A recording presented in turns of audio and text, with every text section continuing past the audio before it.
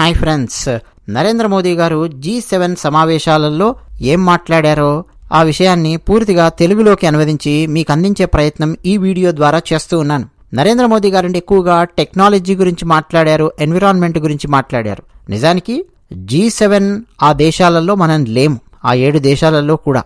అయినప్పటికీ ఇటలీ దేశము భారతదేశాన్ని ఆహ్వానించింది, రండి మీరు కూడా వచ్చి పార్టిసిపేట్ చేయండి అని. అలా G7 సమావేశాలు జరుగుతూ ఉన్నప్పుడు మిగతా కొన్ని దేశాలను, అంటే G7లో లేని దేశాలను, పెద్ద పెద్ద దేశాలను లేదా డెవలప్ అవుతున్నటువంటి దేశాలను, ప్రపంచంలో చాలా కీలకమైన పాత్ర పోషిస్తున్నటువంటి కొన్ని దేశాలను ఆహ్వానిస్తూ ఉంటారు.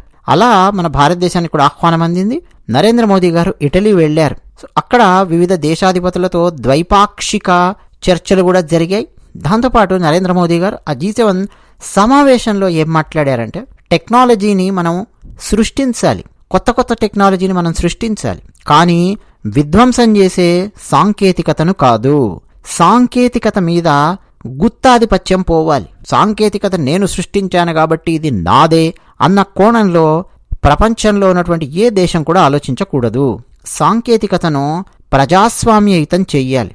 అప్పుడే సాంకేతికత సమాజంలోని అన్ని వర్గాల వాళ్లకు మనం చేరువ చేయగలము. సాంకేతిక ఫలాలను అప్పుడే మనం అందరికీ అందించగలము. అప్పుడే సమ్మిళితమైన సమాజ అభివృద్ధికి బాటలు వేసిన వాళ్ళం అవుతాము.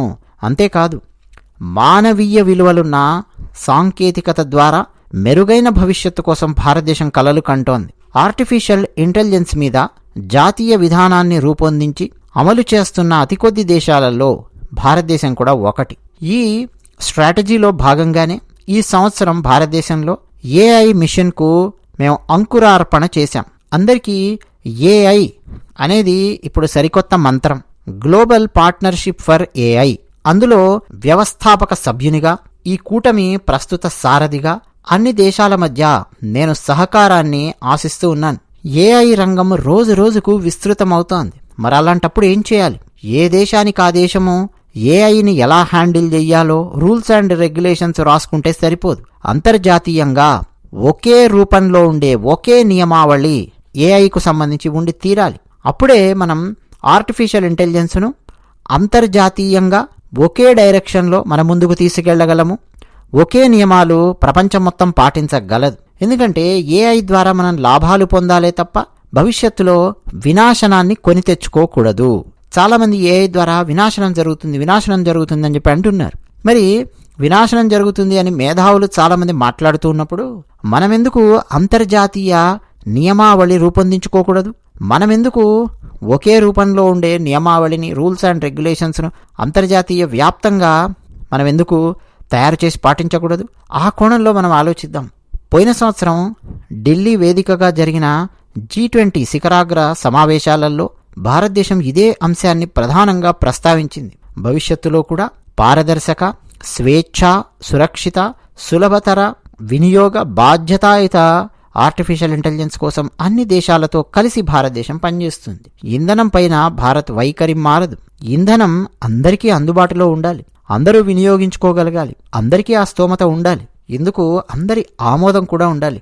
అంతర్జాతీయంగా నెలకొన్న అస్థిర పరిస్థితులు, ఉద్రిక్త పరిస్థితుల దుష్ప్రభావాలు ఏ పాపమూ చేయని గ్లోబల్ సౌత్ దేశాల మీద పడుతున్నాయి. అందుకే మా సమస్యలు, ప్రాధాన్యాలను ఇలాంటి ప్రపంచ వేదిక సాక్షిగా చాటేందుకు భారత్ తన వంతు బాధ్యతగా ముందుకొచ్చింది. అందులో భాగంగానే ఆఫ్రికాకు మేము అధిక ప్రాధాన్యతనిస్తున్నాం.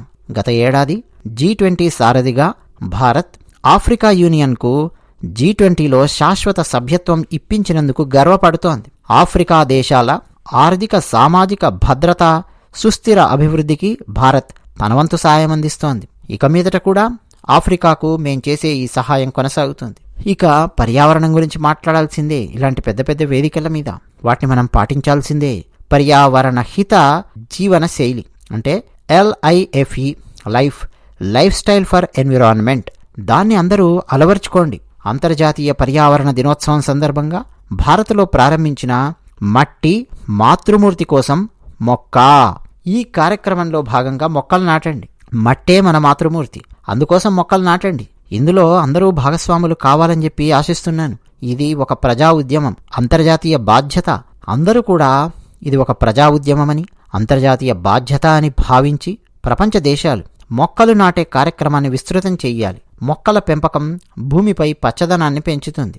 నిర్దేశించుకున్న లక్ష్యం ప్రకారం 2070 ఏడాది కల్లా కార్బన్ నెట్ జీరో అంటే కర్బన తటస్థత సాధించడం కోసం భారతదేశం సర్వదా శతధా ప్రయత్నం చేస్తోంది. హరిత యుగం మళ్లీ సాకారమయ్యేలాగా మనందరం కలిసి పనిచేద్దాం.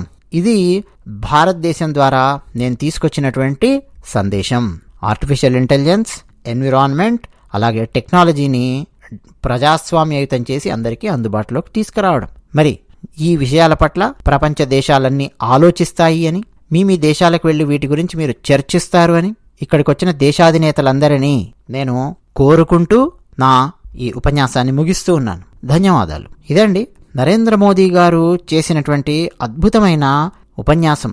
G7 శిఖరాగ్ర సమావేశంలో నరేంద్ర మోదీ గారు మాట్లాడినటువంటి మాటలు మరి గమనిస్తే అందులో మన భారతదేశము ఆర్టిఫిషియల్ ఇంటెలిజెన్స్ కోసం ఎలాంటి చర్యలు తీసుకోబోతోంది అన్న అంశం చెప్పారు. మొక్కల పెంపకానికి సంబంధించి ఇక రాబోయే సంవత్సరాలలో ఎలాంటి చర్యలు భారతదేశం తీసుకోబోతుంది అనేది చెప్పారు.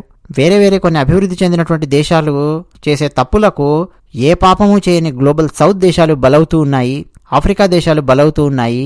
అందుకే వాళ్ళ వాయిస్ వినిపించడం కోసం కూడా మేము G20లో ఆఫ్రికన్ యూనియన్ని చేర్చాము.